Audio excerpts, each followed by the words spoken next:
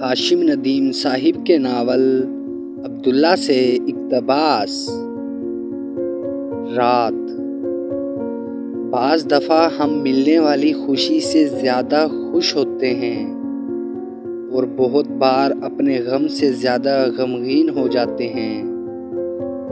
बैठे बैठे कहीं खो जाते हैं और महफिल में होते हुए भी तन्हा होते हैं। इसकी बहुत सी वजूहात हैं, जैसे बरसती बारिश, कोई याद, कोई कुदरती मंज़र या रात का सर्द पहर।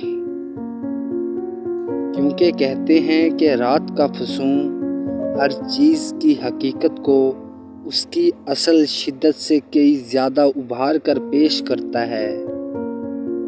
इस बात से हमने ये सीखा कि दिन की निस्बत रात को हमारे एहसासात बहुत ज़्यादा शदीद होते हैं।